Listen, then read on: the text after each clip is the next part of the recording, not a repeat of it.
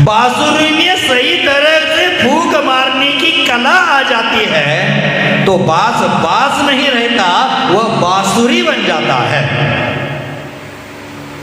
ध्यान भी ऐसा एक पवित्र मार्ग है मनुष्य जीवन में, जो हमारी वास्तविक शांति, हमारी वास्तविक आनंद की कला से मुलाकात करवाता है। इसलिए हमारे जीवन में ध्यान करना चाहिए।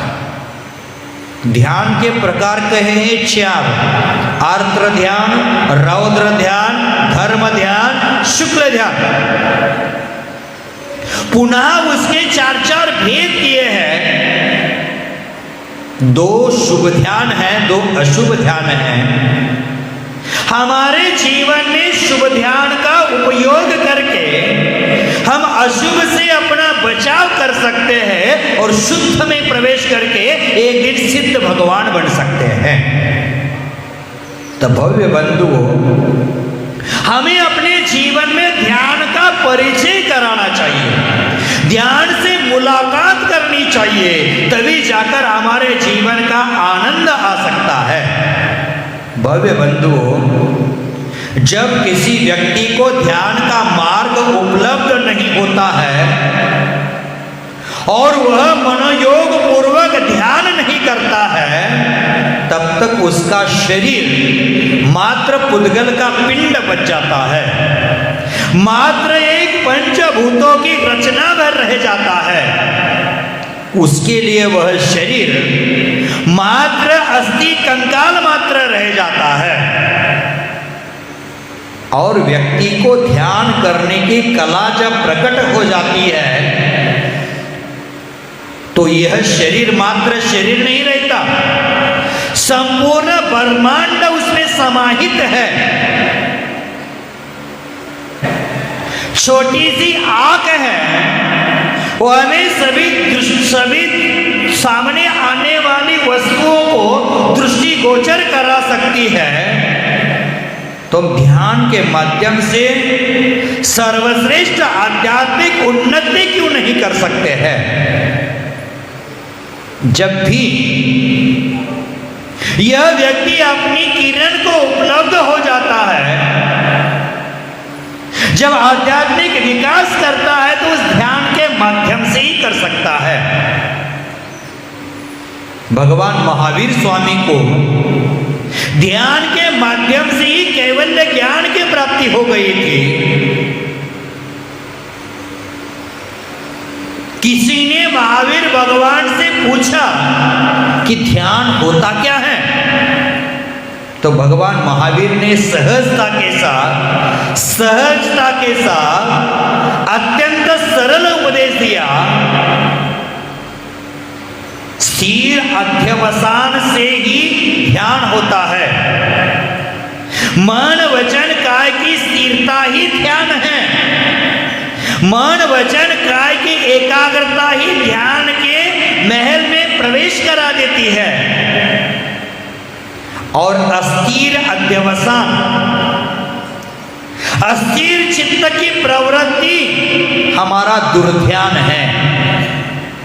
मतलब यह हुआ कि व्यक्ति के अंतर मन की शांति ही उसका ध्यान है और उसके अंतर मन की अशांति ही चित्त की विपरीतता है। तो आचार्य भगवंतों ने कहा है कि अंतर मन की शांति और स्थिरता ही ध्यान है और अंतर मन की अशांति, अस्थिरता, दूषितता ही व्यक्ति के लिए तनाव का कारण है, व्यक्ति का भटकाव है, व्यक्ति को दुख देने का साधन है। तो भव्य बंधुओं, शुभ ध्यान के जरिए हमें जो अध्यात्म का मार्ग मिला है, उस अध्यात्म के मार्ग पर चल करके हम कर्मों की निर्जरा कर सकते हैं और अनंत सुख का साधन जो मोक्ष है उसको प्राप्त कर सकते हैं। भव्य बंधु, अगर हमारा चित्त स्थिर है, अंतरंग की गतियां विधियां शांत है, तो हमारा जीवन आनंदपूर्ण है। हमारे जीवन में मोक्ष सुख है, मुक्ति है, वरना मन है वो बंधन है, बेड़ी है, भटकाव है, लोक चक्र है, भव चक्र है। हमें अपने मन का मूल्यांकन करना चाहिए, हमें अपने मन की समीक्षा करना चाहिए, हमें अपने मन को पहचानना चाहिए। हम अपने मन की पहचान कर सकते हैं और हमारा मन स्थिर है कि भटकाव कर रहा है, यह हम जान सकते हैं। अगर मन भटक रहा है तो ध्यान में नहीं, संसार में हमारा मन लगता है। अगर मन भटक रहा है तो कर्म की निर्जरा नहीं, कर्म का बंध होता है। अगर हमारा मन स्थिर हो जाता है तो वही हमारे अंतरंग शांति का कारण बन जाता है। हमारा मन स्थिर बन जाता है तो हमारे जीवन का आनंद, अनीरा आनंद हमें सहजता से प्राप्त हो सकता है। तो हमारे जीवन में ध्यान की ओर हमें आकर्षित होना है, हमारे जीवन का हमें सदुपयोग करना है। भव्य बंधु, आज वर्तमान में देखा जाता है सामान्यतः व्यक्ति के लिए 2 मिनट भी अपने मन की, अपने चित्त की शांति मुमकिन नहीं हो पा रही है। ध्यान के नाम से आज लोग आंखें बंद करके बैठ तो रहे हैं, लेकिन जैसे ही आंखें बंद कर लेते हैं 2 मिनट में मन है कहाँ कहाँ भटक जाता है, पता ही नहीं चलता। बहिरंग से हमें लग रहा है हम ध्यान कर रहे हैं, हम मेडिटेशन कर रहे हैं, लेकिन हमारा मन है बाजार में भटक रहा है। देख लेना, 2 मिनट की पलकें बंद करने से ध्यान से रूबरू हम नहीं हो पा रहे हैं। न जाने हम अपने स्वरूप को कब प्राप्त हो गया है। जो बात आज तक हमने सोची नहीं थी, वे बातें दिमाग में उमड़ना शुरू हो जाती है जब हम आंख बंद करके बैठते हैं। जैसे आसमान है बादलों से भर गया हो, जैसे कि जमीन पर तूफान उठ गया हो, उसी प्रकार हमारे मन में अनर्गल विचारों के तूफान उठना शुरू हो जाते हैं।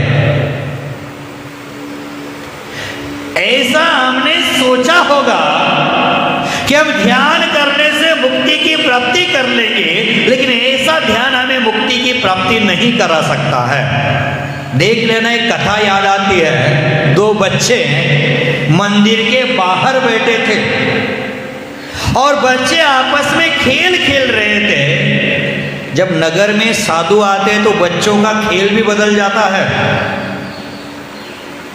जो बच्चा अपना दिन भर खिलौनों के साथ अपना समय व्यतीत करता था, जब नगर में साधु आते तो वो भी बच्चा पड़गहन का खेल खेलता है, आहार दान देने का खेल खेलता है, पूजा अर्चना करने का खेल करता है और साधु संतों के प्रवचन की नकल करना शुरू कर देता है। उसका भी खेल बदल जाता है। लेकिन हम इतना प्रवचन सुनते हैं, लेकिन हमारा व्यवहार अब तक नहीं बदला है। हम बार बार कहते हैं कि किसी ने कहा चौराहे पर बीच में जैसे गपशप करने के लिए मीटिंग चलता है, उसमें किसी ने कहा आज पर्व के रंग बदल रहे हैं। तो हम कहते हैं पर्व के रंग नहीं, आज के व्यक्ति के व्यवहार बदल रहे हैं। त्योहार नहीं बदल रहे हैं, आज व्यवहार बदल रहे हैं। हमें व्यवहार को सही करना है। तो जिस प्रकार आसमान में बादल उमड़ जाते हैं, इस धरती पर तूफान उमड़ जाते हैं, उसी प्रकार व्यक्तियों के मन में कुविचारों के तूफान निकल आते हैं। तो वह 2 बच्चे मंदिर के बाहर में बैठकर खेल खेल रहे थे और उतने में उनकी दृष्टि मंदिर के शिखर पर जाती है। हर व्यक्ति की दृष्टि मंदिर के शिखर पर होती है, लेकिन मंदिर के फाउंडेशन में लगा हुआ पत्थर है उसको कोई जानता ही नहीं है, पहचानता ही नहीं है। तो वो बच्चे खेल खेल रहे हैं, तो एक बच्चे की दृष्टि गई मंदिर के ध्वजा शिखर पर लगी हुई ध्वजा पर, और एक बच्चा बोलता है ध्वजा लहर रही है, ध्वजा लहरा रही है, ध्वजा डोल रही है। तो दूसरा कहता है कि ध्वजा नहीं डोल रही है, ध्वजा नहीं लहरा रही है, हवाएं चलती है, हवाएं लहरा रही है, हवा डोल रही है। दोनों का बहस चलने लगा। तो वहां यकाएक गुरुजी आ गए, साधु पहुंच गए और उन दोनों बच्चों का उन्होंने संवाद सुन लिया, चर्चा को सुन लिया, और बच्चों को कहा कि बच्चों, न तो ध्वजा डोल रही है, न तो हवाएं हिल रही है, हकीकत तो यह है उस ध्वजा और हवा का अनुभव करके आपका मन डोल रहा है, आपका मन चलित हो गया है, आपका मन हिल रहा है, मन हवाओं की तरह बह रहा है। इसलिए हमें हवाएं भी चलती हुई नजर आती है और ध्वजा भी डोलती हुई हम महसूस कर देते हैं, क्योंकि हमारा मन डोल रहा है, हमारा मन हिल रहा है। भव्य बंधु, न तो ध्वजा को हवा चला रही थी, न तो ध्वजा के कारण हवा बह रही थी, हमारे मन में विचार जो चल रहे थे उसी के कारण वो हिला और चल रही थी, हमें नजर आ रही थी। अगर मन शांत है, स्थिर है, तो व्यक्ति की मुक्ति अपने मुट्ठी में है। हम केवल पांवों से नहीं चलते हैं, हमारे पांव चलते हैं, अधिक तेज गति से, पांवों से ज्यादा हमारे भाव चलते हैं। पांवों की गति बहुत कम है, लेकिन हमारे मन की गति अत्याधिक है। भव्य बंधुओं,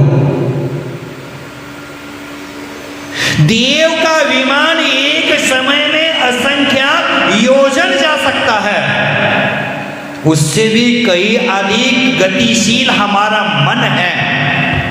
मन हमारा कभी एक जगह रुकता नहीं है, अत्यंत तेज से जाता है। आप स्कूल में पढ़ाई करते समय पढ़े होंगे, प्रकाश किरण की अथवा प्रकाश की गति क्या है, कितने स्पीड से प्रकाश गति है, ध्वनि की गति क्या है, ये आपने पढ़ा होगा। लेकिन ध्वनि गति से भी तेज मन की गति है, प्रकाश गति से भी कई अधिक गुना हमारे मन की गति है।